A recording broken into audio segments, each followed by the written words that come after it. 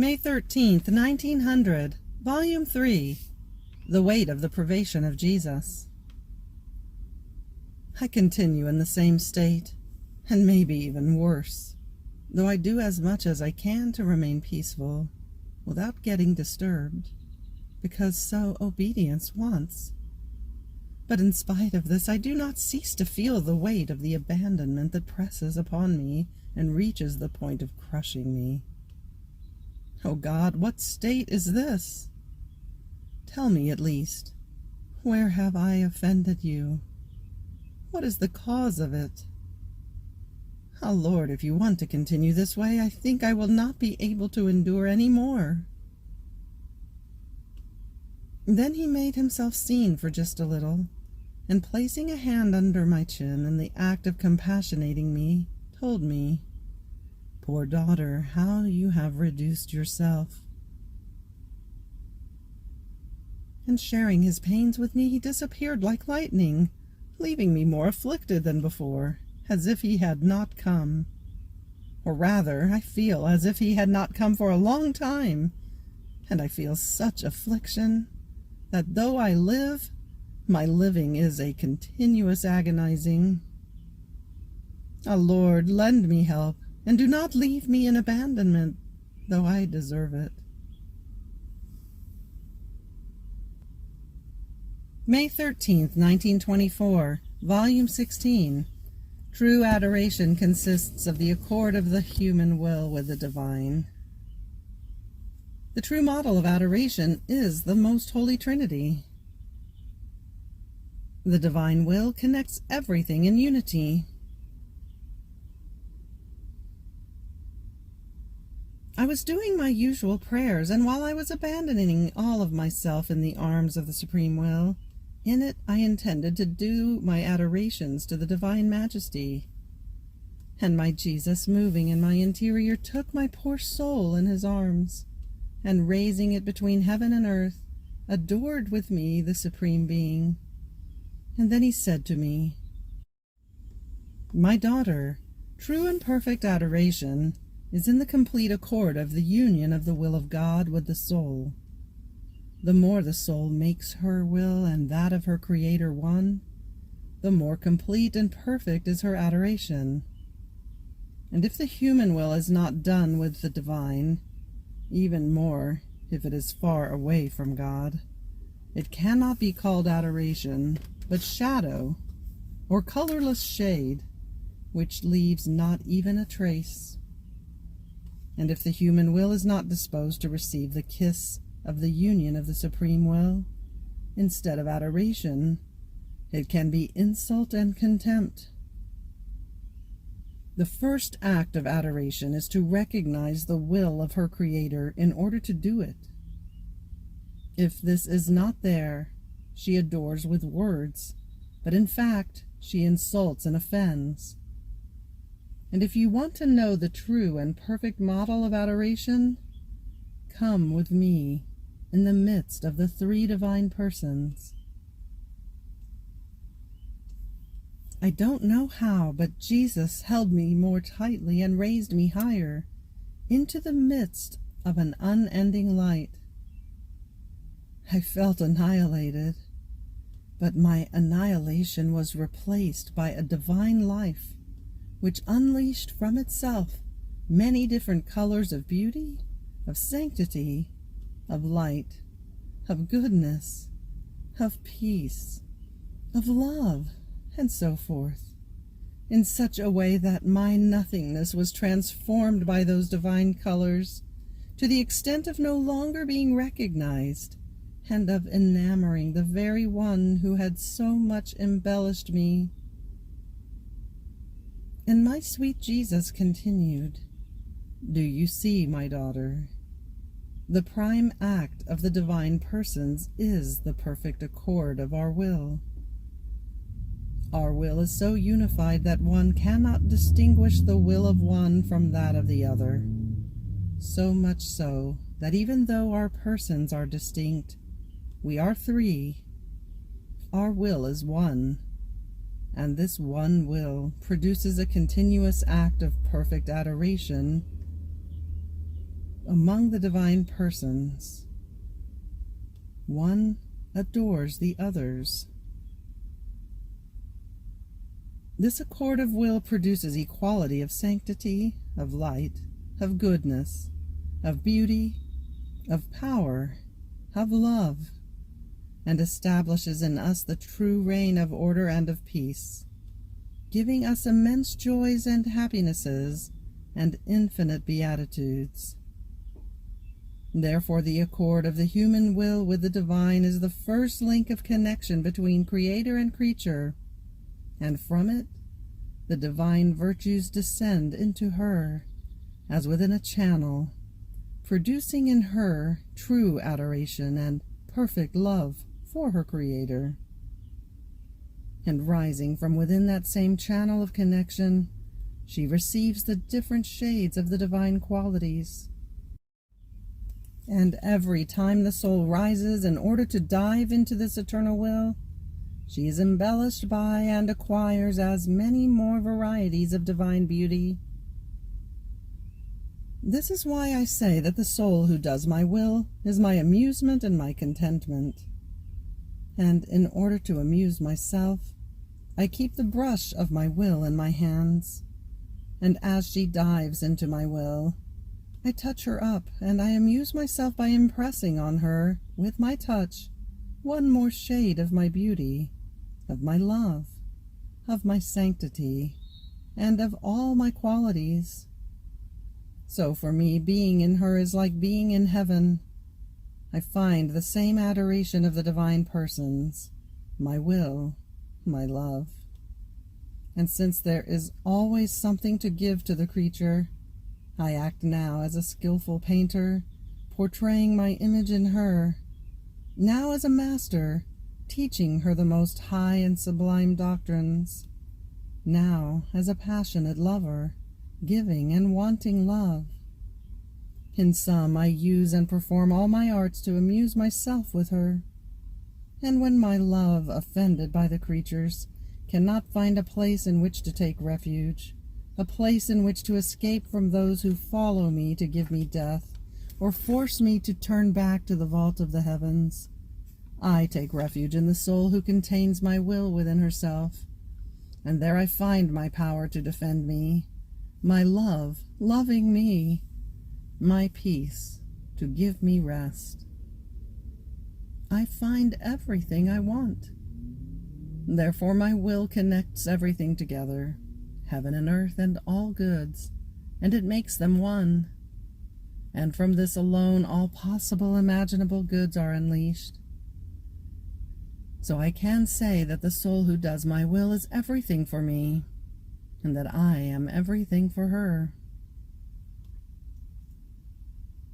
Then my adorable Jesus withdrew into the depth of my heart, and he disappeared. I remained comforted, yes, strengthened, but prey to the sorrow of having remained without him, and of having said to him not even a word about my hard state. Ah, yes, when one is with Jesus, the soul flatters herself that she will possess him forever, and she feels the need for nothing. All troubles disappear, and with Jesus all goods enter the field. But as he withdraws, the troubles come back, and the pain of his privation sharpens its edge even more, which, ripping her poor heart open, without pity, renders her pain ever new and more intense. In the meantime, my Jesus appeared again, and told me that he had his heart all wounded as by 1,000 pricks. And then he said to me, "My daughter, you too made these wounds to my heart. As you called me, you wounded me. As you remembered that you were deprived of me, you repeated the wounds. And as you suffered because of my privation, you added more wounds." On hearing this, I said, "My love, if you knew how my heart bleeds because of you, and how wounded and embittered I feel because of your privation, to the point that I cannot take it any more. So I feel it more wounded than you do." And Jesus, Let us see then who has more wounds, whether you or I. So Jesus visited the interior of my soul, and then he made a comparison between me and himself, to see who had more wounds, whether I or Jesus. To my surprise, I saw that Jesus had more wounds than I did, although I had enough. And Jesus continued, "Have you seen that I am more wounded than you? However, know that there are true voids of love because of my privation. But do not fear, for I will take the commitment to filling them, since I know that you cannot do what you do when you are together with me. So since it is not your will to form these voids of love, your Jesus will take care of filling them. One flight I make you do in my will be enough to place us in accord, in love, in such a way that overflowing outside this love will flow for the good of our brothers. Therefore let me do, and trust me." May 13th, 1926, Volume 19. In the fulfillment of one's duty there is sanctity. Image of one who operates for human purposes, and of one who operates to do the divine will. How our Lord is the heartbeat of all creation.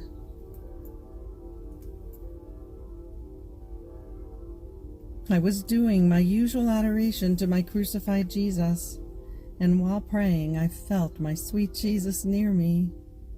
Throwing his arm around my neck, he clasped me tightly to himself, and at the same time he made me see my late confessor. I seemed to see him pensive, all recollected, but without saying anything to me. My Jesus looked at him and told me, "My daughter, your confessor has found great things before me, because when he would undertake an office, a commitment, he would neglect nothing so as to fulfill that office exactly. He was most attentive. He would make great sacrifices, and if necessary, he would even dispose himself to lay down his own life so that his office might be fulfilled exactly.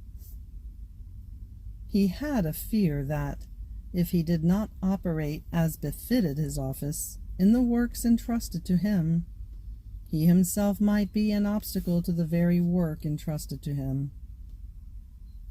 This means that he appreciated and gave the right value to my works, and his attentiveness attracted the grace which was needed for the fulfillment of his office. This may not appear to be such a great thing, but rather it is everything. In fact, when one is called to an office and fulfills the duties pertaining to that office, it means that he does it for God, and in the fulfillment of one's duty, there is sanctity. So he came before me with the fulfillment of his own duties, which had been entrusted to him. How could I not reward him as he deserved? Now, while Jesus was saying this, the confessor seemed to become more engrossed in more profound recollection, and the light of Jesus was reflected on his face. But he did not say even one word to me. Then Jesus resumed his speaking. "My daughter, when an individual occupies an office and makes a mistake, or is not attentive to the duties which his office demands, he may cause great troubles. Imagine one who has the office of judge, of king, of minister, or of mayor. If he makes a mistake, or is not attentive to his own duties, he may cause the ruin of families, of towns, and even of entire kingdoms. If that mistake, if that lack of attention came from a private individual who does not occupy that given office, it would not cause so much trouble. Therefore, faults in high offices weigh more heavily and cause graver consequences.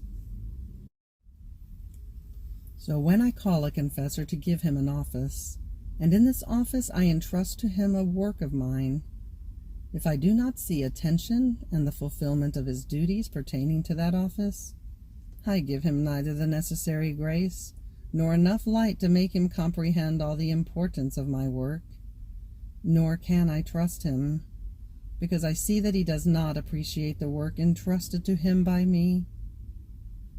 My daughter, if one carries out his office exactly, it means that he does it to fulfill my will. But if one does otherwise, it means that he does it for human purposes. And if you knew the difference between the two. In the meantime, I saw two people before me.